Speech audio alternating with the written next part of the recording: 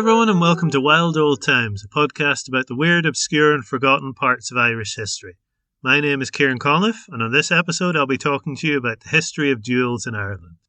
There's a story you sometimes hear that the Irish invented pistol duelling. According to the legend, the young bucks of the landed gentry from the western counties all came together in 1777. At the summer assizes in Clonmel, they drew up a duelling code, detailing when they would resort to mortal combat for satisfaction of their honour, and the procedures they'd follow when they did. The rules covered sword fighting and pistol duelling both, with the challenged having the right to choose. However, if the challenger wasn't a swordsman, it could only be pistols. A misfire counted as a shot, but firing into the air or the ground was forbidden. It was a bloodthirsty code of honour, something people remarked on even when duels were still common, at least if it ever existed at all. The writer Diane Durant did some excellent in-depth research on the topic, and her conclusion was that the Irish duelling code was a fake.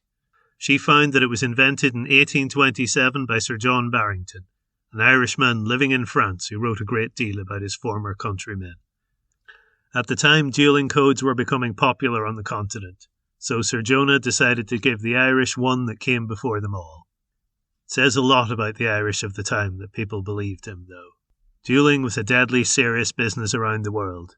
One young man in New Orleans once murdered another on the duelling field for sitting too close to his fiancée. For most, though, the point of duelling was not to kill. In fact, killing your opponent was a very bad idea. Duelling was illegal, but the authorities would usually turn a blind eye to it, unless there was a fatality. If your opponent died of his injuries, you might get away with it, but if you killed him stone dead, then you'd be likely to face a murder charge. Jonathan Ferguson, a firearms historian at the Royal Armoury in the Tower of London, says that the point of duels was never to shoot your opponent, but rather to be shot at by them. The real point of duelling was to show that you weren't scared to do it, that you were prepared to face death to protect your honour. It's no coincidence that the most fertile ground for duelling culture was military men during peacetime. The French officer corps after the defeat of Napoleon, for example, or the duelling academies of Germany in the years before World War I. This isn't to say that no duel was ever fought with the intent to murder. If you were going to kill someone, then doing it in a duel was definitely a more socially acceptable method. But these were the exceptions, not the rule. So with that understanding of the psychology behind it, let's take a look at some of the most famous duels and duelists in Irish history. The best known duels in Irish myth and legend are probably those fought by Cuchullain, as told in the Táin Bó Cúailnge. A curse had been put on the men of Ulster because their king had mistreated a pregnant woman, forcing them to endure labour pains continually for several months. This came right as Maeve of Connacht was invading over a failed deal to buy a bull. Only Cuchullain was immune to the curse, either because he was half god or because he hadn't been born in Ulster. To defend the kingdom, he challenged Maeve's army to duel him for the right to cross a river ford, an old tradition. He fought a series of duels against Maeve's warriors that ended in him fighting his foster brother Ferdiad. Ferdiad had been persuaded to fight by Queen Maeve, offering him her daughter's hand in marriage, as well as offering to have an affair with him. Cuchullain didn't want to fight his brother, so the duel dragged on, ending with Ferdiad dead and Cuchullain badly wounded. Luckily, this was right as the curse on the Ulster army wore off, and they were able to ride in and rescue Cuchullain. In 1583, two members of the O'Connor clan fought a duel in the courtyard of Dublin Castle. Conor MacCormac O'Connor accused Taig MacGilpatrick O'Connor of killing some of his men. Taig admitted to killing them, but claimed it was no crime because they were allies of Cathal O'Connor, Conor MacCormac's brother. At the time, Cathal was in rebellion against the British Crown, which would have made killing his allies legal. Conor insulted Taig over it, and Taig demanded a trial by combat to prove his innocence. The Lord's Justice granted him that, and the date was set for the 12th of September. Conor was allowed to choose the weapons, and he chose a sword and a small target shield. Sir Geoffrey Fenton wrote an account of the fight for the Earls of Warwick and Leicester. Taig managed to wound Conor twice in the leg, causing him to start losing blood. This made Conor reckless, and Taig was able to stab him in the eye. Conor knew that he was losing and made a last-ditch attack on Taig, but the blood loss had weakened him. Taig grabbed him, threw him to the ground, bashed him on the head a bit with the pommel of his sword to stun him through his helmet, and then chopped into his body a few times for good measure. Conor's sword was sent to the Earl of Leicester as a trophy, after Tague used it to cut off his head. The head was probably displayed on the battlements of Dublin Castle, a traditional treatment of rebels. Duelling as we know it rose in popularity on the continent during the Renaissance. It began in Italy, unsurprisingly, but became very prominent in France. King Louis XIII banned duels, but this didn't stop them becoming a popular way to settle disputes among army officers. It was among them that the traditional pistol duel was born towards the end of the 18th century. In England and Ireland, this wasn't usually the stand back to back, walk 10 paces, turn and shoot affair you see in the movies. Instead, men would stand at a predetermined distance and when signalled, point and shoot. I say men. There are a few examples of women duelling, but these usually involved swords and not pistols. Each man had a second, someone responsible for supporting them through the duel. The seconds were in charge of agreeing the distance and positioning, which sometimes led to some tricky behaviour. In a duel between Councillor Browne and Dr. Bodkin in Galway in the 18th century, Browne's second managed to arrange them so the councillor had the sun at his back.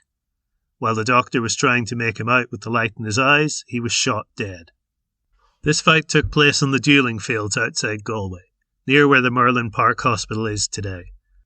Sir Jonah Barrington claimed to have fought a duel there at the age of 16, though that might not be true. His mother came from Galway, but he was living in Dublin at the time. The most famous combatant of Galway's duelling field was Richard Martin. The Martins were one of the major families of Galway for centuries, while on his mother's side Martin was descended from the barons of Trimlestown Castle. His parents were both born Catholic, but they converted to Protestantism, and that was how Richard was raised. Richard studied at Harrow and Cambridge, before going on a tour of Europe and the Americas, including the US colonies during the start of the War of Independence. Returning to Galway, he became a lawyer, as well as an MP. Despite living in Galway, he was the MP for Jamestown and Leitrim. This was a rotten borough, a small village where the votes were purchased from the local landlord. Richard could afford it. He was the eldest son of one of the biggest landlords in the province. Later in life, he became known as the King of Connemara, as he owned so much of the area. He even collected his cut from the profitable smuggling businesses on the west coast. He was well acquainted with the famous smuggler Martin Mór O'Malley, who died in a truly pointless duel. He was entertaining the Bishop of Galway one Friday, and as befits a good priest, the bishop ate fish while the rest ate meat. One servant poured gravy over the bishop's fish by mistake. The bishop tried to laugh it off, but his cousin Sir Thomas French took it as an insult and challenged Martin to a duel. The smuggling kingpin was killed by his opponent's first shot. Richard Martin himself fought so many duels that an uncle nicknamed him Hair Trigger Dick. It said that he fought 100 duels with either sword or pistol. This doesn't mean that he killed 100 people. In fact, as we said, most duels didn't end in deaths. Exact numbers are impossible to determine, since this was an illegal activity, but it's estimated that only 1 in 6 duels led to a serious injury. Of those injuries, less than half resulted in death. Again, the point was not to kill, but to prove your courage under fire. This is why taking deliberate aim with your pistol was considered dishonourable. Another lawyer who had a complicated relationship with duels was Daniel O'Connell, the great Irish politician of the 19th century. While he was studying law in London in 1795, he got into an argument with another young man named Douglas Thompson over a woman at a party. The next day, Thompson sent a letter demanding an apology. Daniel called on him and the argument resumed, with Thompson hitting him with a cane.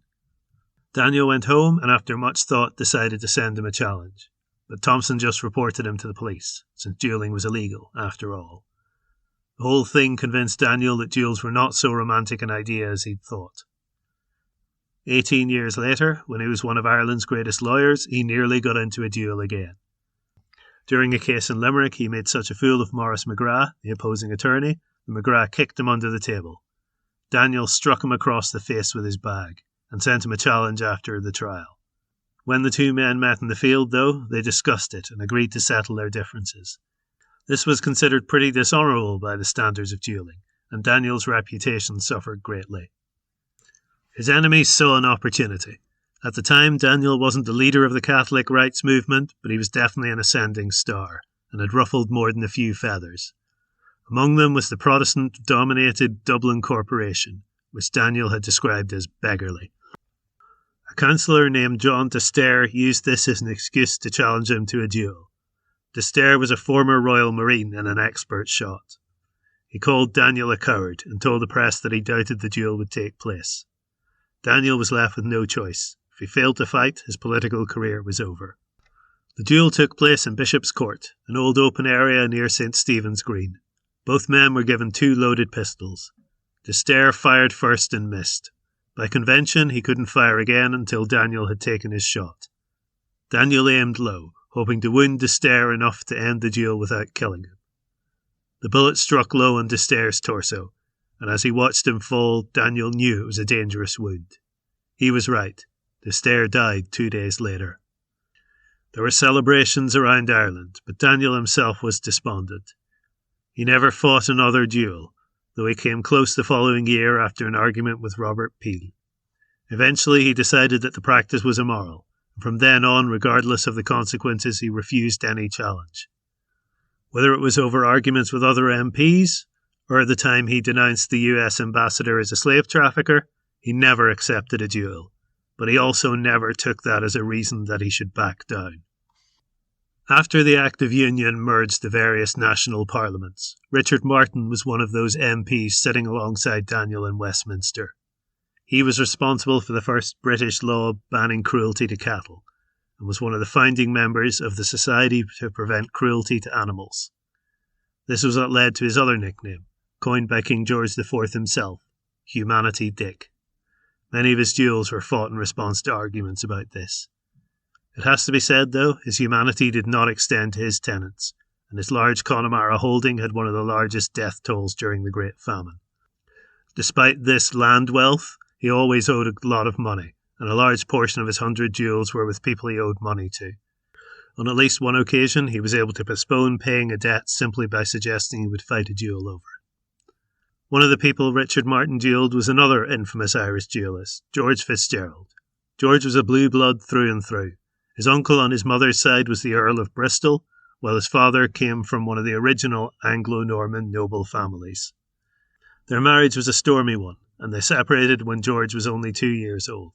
He was raised in England, but returned to Ireland at the age of 17 as part of the 69th Regiment of the British Army. He had fought his first duel the year before, and he fought several more in the years that followed. In one of these, he almost suffered a fatal injury when he was shot in the head. The bullet didn't penetrate his skull, but his brain began to swell. Only a swift trepanation, an operation where part of the skull is removed, saved his life. Invalided out of the army, George was disowned by his father for the disgrace. In 1770, when George married the daughter of a wealthy Irish landowner and received a massive dowry, his father changed his tune. For a lump sum of £10,000, a third of the dowry, George's father agreed to put him back in his will and to pay him £1,000 a year for life. George stayed with his wife long enough to give her a daughter and spend the rest of the dowry before abandoning her and moving to Paris. They never reunited, and she died a few years later. In Paris, George played cards and fought duels. It was a glorious time for him, especially since he would use the threat of duels to avoid paying his gambling debts.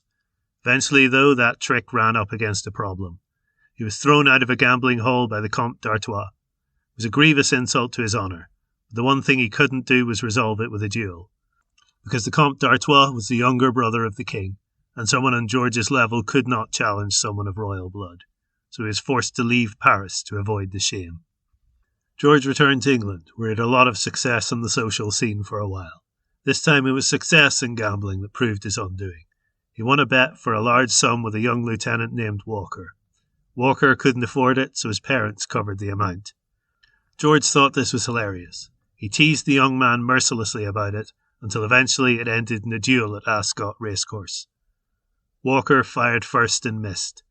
George then spent a long time tormenting the young man, pretending to fix a flaw in his pistol and offering a mocking apology, before finally shooting the young man in the shoulder. This was all extremely scandalous behaviour, and George soon found that nobody was inviting him to any parties anymore. He returned to France, but not to the Paris social scene. Instead, he became a horse trader. It wasn't long before he got in another infamous duel. This was with a major named Baggs, a former comrade from the 69th. Baggs ran a gambling house.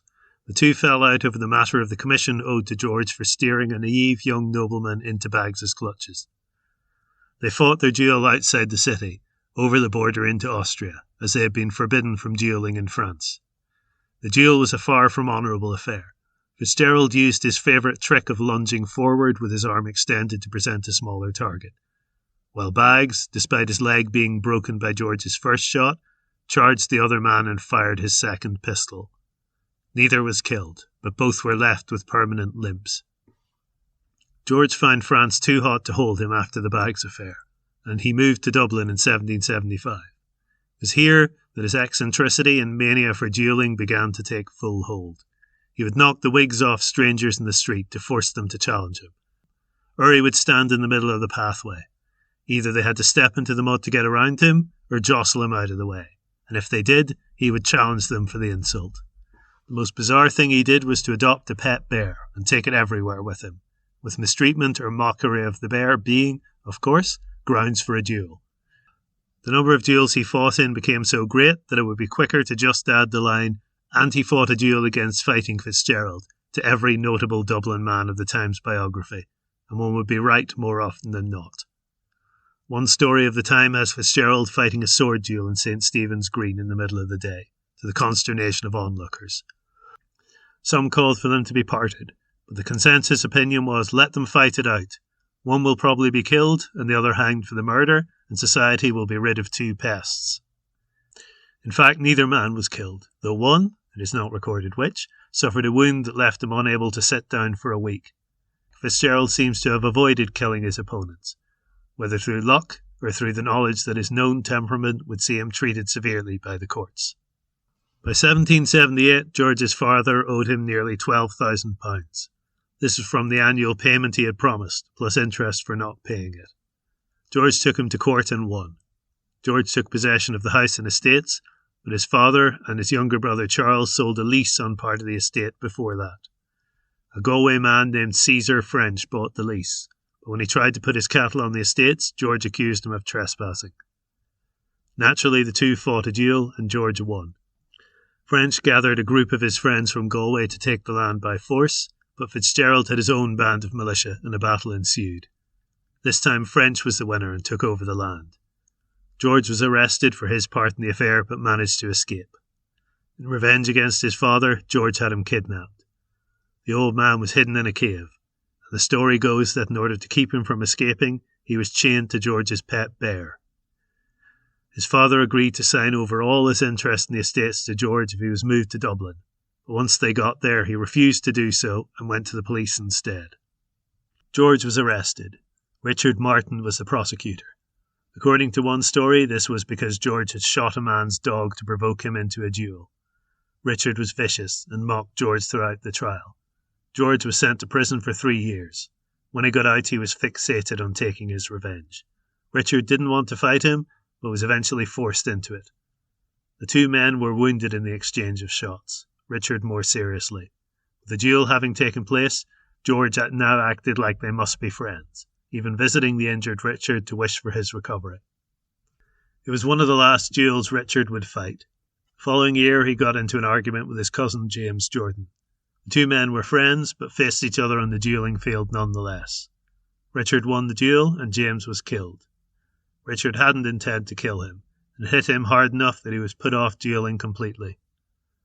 This resolve was put to the test 6 years later in 1790, when his wife had an affair with John Petrie while she was staying in Paris. Rather than challenge the man, Richard sued him for criminal conversation. This meant adultery, and though Richard won the trial, did his reputation no favours. It was after this that he threw himself into campaigning against animal cruelty, with no reputation left to risk. Unfortunately, he also became addicted to gambling, which was his downfall. By 1826, he needed to win re-election to Parliament to avoid being prosecuted for his debts. He won the election, but a petition was filed claiming he'd done so by illegal means. Allegedly, he had sent his men through Galway to intimidate voters at the polls. The petition led to him being unseated, and to escape his creditors, he fled to Boulogne in France. He died there 6 years later. George Fitzgerald had a worse fate. Having taken over the family estates in Mayo, he got into a feud with another local landowner, Patrick MacDonald.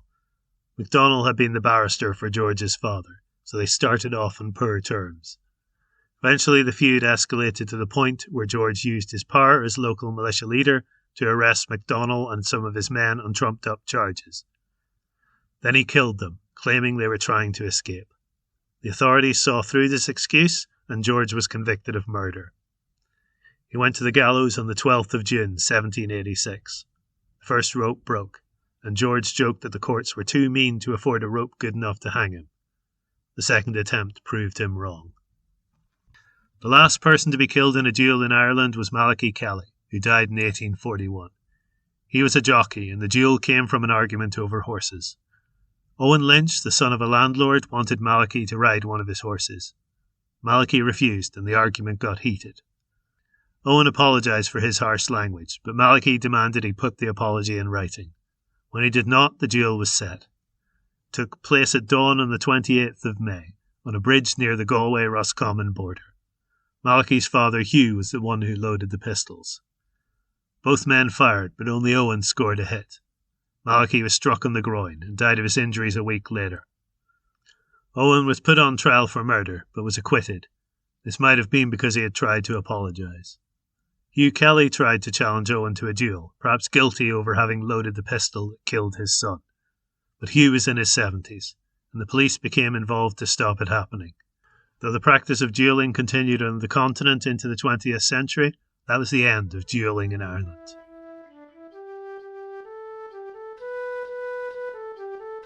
Thank you for listening to Wild Old Times, a fortnightly podcast about Irish history. Our logo is by Liffey Designs. Check them out at liffeydesigns.co.uk. The opening theme is The Cat That Ate the Candle. The closing theme is The Parting Glass. Both were recorded by Gregory Mahan and are used under a Creative Commons license. Check out his site at tinwhistler.com. Wild Old Times is recorded at Farset Labs in Belfast. If you enjoyed this podcast, please consider giving it a review wherever you find it. It really does help us out. And if you really enjoyed it, tell your friends. Either way, I hope you come back for another wild old time from Irish history.